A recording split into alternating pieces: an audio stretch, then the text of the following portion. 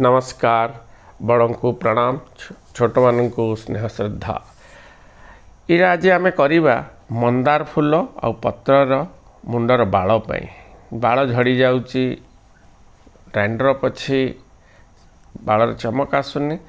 तो किसी पत्र दी चारिटा फूल नहीं करी मु पेस्ट बनई एथरे मु आउ मिसई देइछि आपणकर एलोवेरा आउ घी कुआरी आउ आपणकर भेरसुंगा पत्र ये चारिटा को मिश्रण करिकिरी ये पेस्ट बनई देइछि।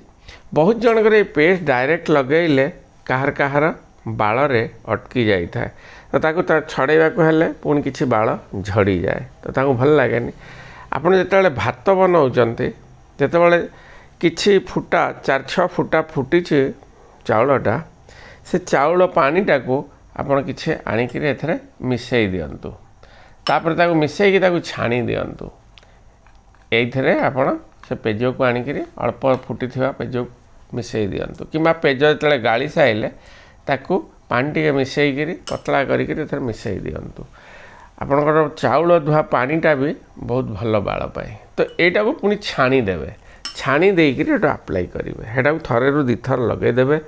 30 रु 40 मिनिट छाड़ीदेवे 30 रु 40 मिनिट छाड़ीदेला आपण तापर गाधई पड़े एथर देखिए आपणकर डैंड्रफ भी भल हो जाऊँगी बालर सिल्कनेस आसी जाऊँगी ग्रोथ भी बालर आसुची चमक भी बहुत आसो मु भी लगभग एटा 40-45 वर्ष है यूज करी बहुत बढ़िया हुए मनकर आज आपण ए बालर लगेले आ धोईदेले तो आपण एथर करेंगे कौन आग तो जानी जातु आपण मंदार फूलर ये जो जगहटा यहीटा को काढ़ीदेवे आ यार पछ भागर ये नीली अंशटा को काढ़ीदेवे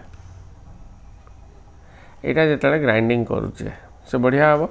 आपड़ जमी यहाँ लगे सारे आ धोईदेले नेक्स्ट डे कौन करेंगे